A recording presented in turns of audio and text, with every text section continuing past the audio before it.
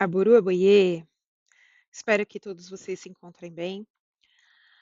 Esse vídeo é para conversar com vocês, uma vez que já é passado a metade do ano, já estamos em julho de 2025, e sempre é bom relembrar aquilo que foi dito para nós por Ifá, né, no começo do ano. E então eu sentei com o orixá e pedi que ele me passasse um Odu, que eu pudesse compartilhar com vocês, que são meus filhos na casa, e também com as pessoas que hoje compõem a administração da casa, ajudando a mim e ao Pax, né, a Juliana, Leandra, Rosiana e a Selma.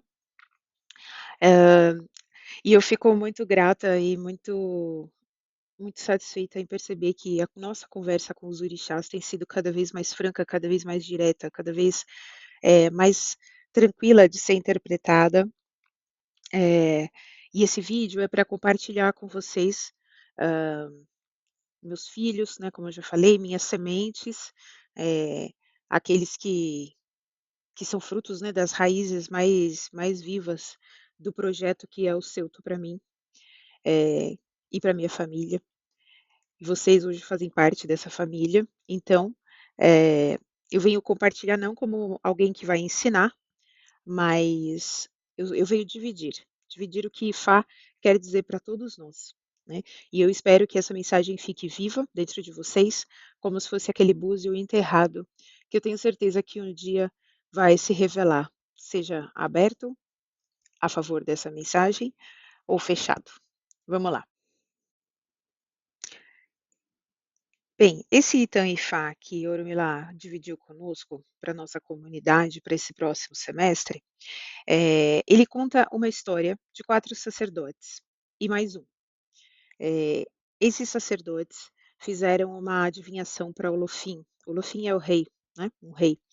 E e os sacerdotes disseram: "Se o senhor fizer o sacrifício corretamente, em 7 dias as fortunas virão até você". Mas, esse rei que confiou, né, ele então disse aos sacerdotes: "Eu vou fazer o meu sacrifício com muita generosidade, oferecendo, mais do que aquilo que eu até poderia. Eh, mas eu queria ver", ele diz, né, "eu queria ver essa fortuna, todos os dias, né, então vocês devem vir aqui e me relatar o que vocês, me relatar como é que está a questão da chegada dessa fortuna", né. Então, se a fortuna ia chegar em 7 dias, ele queria que os sacerdotes, comparecessem lá no palácio dele até o 7º dia, basicamente era isso. Comparecessem para saber se a fortuna já tinha chegado, saber como que estava a situação após o ebó. Assim foi, os sacerdotes foram no primeiro dia, estavam todos eles, no segundo dia também. No terceiro, um deles desistiu, não compareceu mais. No quarto dia, um outro ficou com medo, porque estava se aproximando do 7º dia. Imagine só, né, o resultado do ebó não acontecer do jeito que Ifá falou. Eh, no quinto dia, um outro sacerdote resolveu se calar, eh, e o quarto sacerdote foi no embalo, também se calou, não apareceu mais.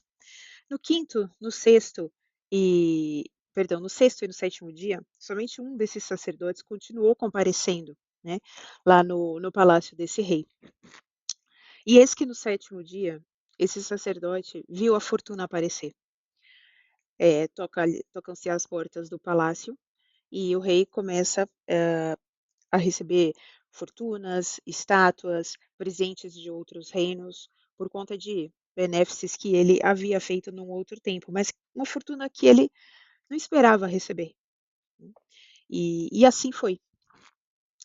Esse sacerdote, esse único sacerdote, né, que estava lá no palácio, o rei perguntou sobre os outros, e esse que estava no palácio disse que eles haviam desistido de comparecer, alguns por medo, outros, por vaidade, outros porque não acreditaram na precisão de Ifá, mas que ele não, ele havia resistido.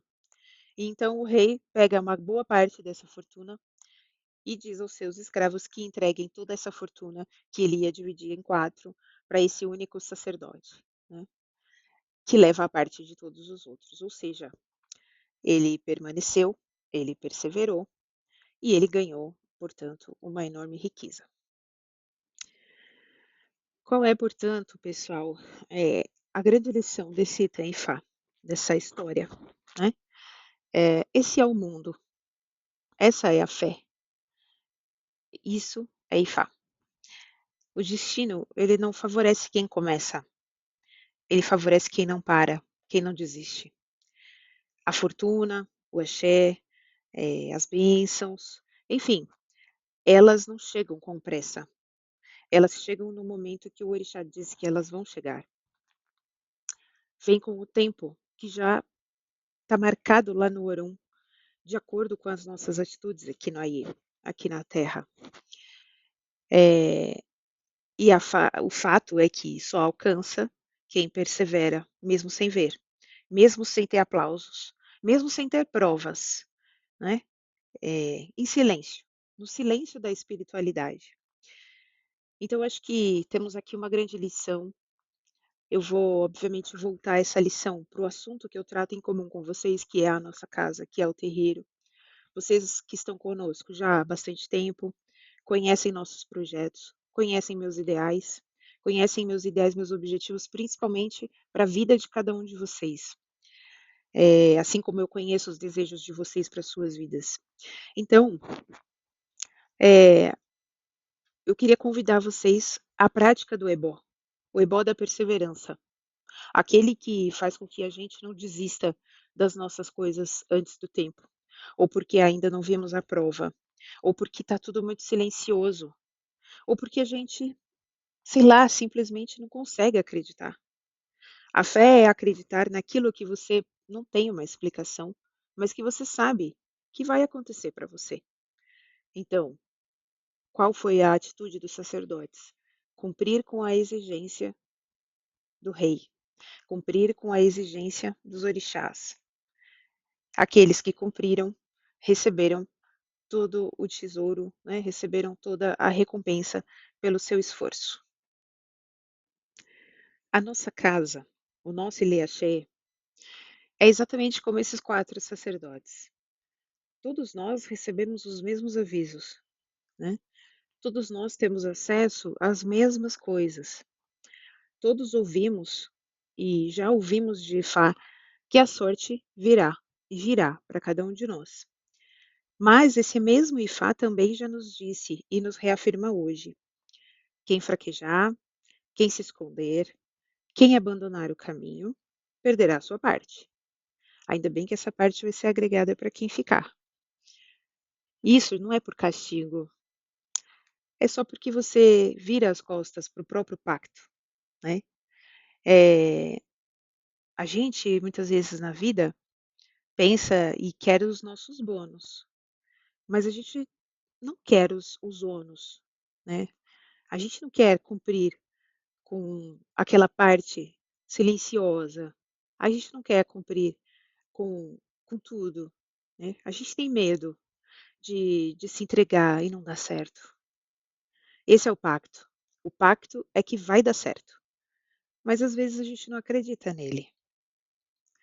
Enfim, por isso que eu, como mãe, como líder, né, como filha de orixá, eh, eu vou fazer um ebó coletivo. É um sacrifício que eu vou fazer não por mim, mas por todos nós. Para que a perseverança nos envolva, né, como um pano branco, para que nenhum de vocês, se perca naquilo que foi prometido, ou que se foi comprometido, né.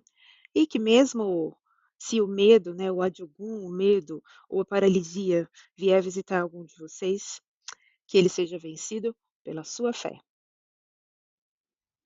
Pessoal, queria que todos vocês guardassem isso. Quem permanece até o fim, colhe não só a sua parte, né, mas a parte de todos que desistiram. Eh, mas eu gostaria muito que cada um colhesse a sua parte. Espero que vocês sejam como, a Cocô Niederue, que é justamente um sacerdote que permaneceu até o final, firme em sua fé em Ifá, eh, leal, paciente, constante, disciplinado, né. Ifá já traçou o caminho, resta a nós, resta a cada um de nós andar por ele. Então, Adupé, axé a cada um de vocês. O nosso cronograma do segundo semestre já está com vocês na mão. Eh, Procurei atender alguns pedidos, aos pedidos de vocês, de pessoas da assistência. A gente vai fazer uma festa diferente do ponto de vista ali da Umbanda, a gente vai fazer uma festa de Zé Pilintra, de malandros. O workshop que eu vou dar sobre Umbanda é muito importante como preparo de cada um de vocês para que essa festa seja um sucesso e não um desastre, né. Eh, eu vou fazer um workshop também para a gente falar um pouco sobre a diferença entre a Umbanda e o culto de orixá, por que que as 2 coisas são necessárias e como que a gente usa, cada uma dessas coisas no nosso dia a dia. Vou falar sobre assentamentos, de um e do outro viés, e vou fazer uma segunda mentoria de Obi. Então, para quem nunca viu, não sabe nem o que é um Obi, participem. Eu disponibilizo material físico, apostila e os vídeos também. Para quem já fez, vale o aperfeiçoamento, porque eu vou um pouquinho além. Desta vez, eu vou falar também não só sobre como conversar com o seu ori, mas vou falar sobre como conversar com o orixá. Eh, então é mais um passo adiante. Hã, espero que vocês sejam disciplinados, que vocês procurem se comunicar com mais precisão, com cada vez mais precisão comigo, com seus irmãos dentro da casa. Todas as situações são passíveis de entendimento, de compreensão, de ajuste, desde que sejam devidamente faladas, desde que sejam devidamente comunicadas. Não tomem decisões sozinhos. Vocês vivem em comunidade conosco, né. Não tomem decisões individuais. Eu já falei várias vezes, o indivíduo, o afeto coletivo, sabe. Procurem dividir as suas decisões comigo, com o Pax, com aquele que você tiver mais afinidade. Sabe, a gente está aqui para apoiar. A gente está aqui para não é para avaliar vocês, não é para julgar vocês, a gente está aqui para apoiar, para tentar fazer e tornar viável cada coisa, cada passo que vocês queiram dar, né. Mas é importante que a iniciativa venha de vocês. É importante que vocês estejam cumprindo com o seu passo a passo e que vocês nos busquem para conversar, né. Às vezes a bola de cristal falha, falha. Então, antes de tomar uma decisão, se vai, se não vai, o que vai fazer, se consegue participar ou não consegue, se financeiramente dá ou não dá, sabe, deem uma satisfação, deem uma satisfação. Se somos uma árvore, e eu e Pax somos aqui as raízes e o grande tronco, eh, não sabe, não se soltem do galho, sem necessidade. E também não façam com que a gente solte, né, de vocês, por nem lembrar que vocês estão ali, né. É importante que seja para coisas boas, ou, né, para notícias boas ou para coisas ruins, a gente esteja junto. É importante que para as 2 coisas, haja união, haja confiança. Então, é isso que eu espero, eh de vocês. Eu queria também dizer, lembrar vocês de 3 pontos que o Fá nos trouxe e que vão ser mais marcantes agora, nesse segundo semestre, para que a gente passe bem, para que a gente fique bem.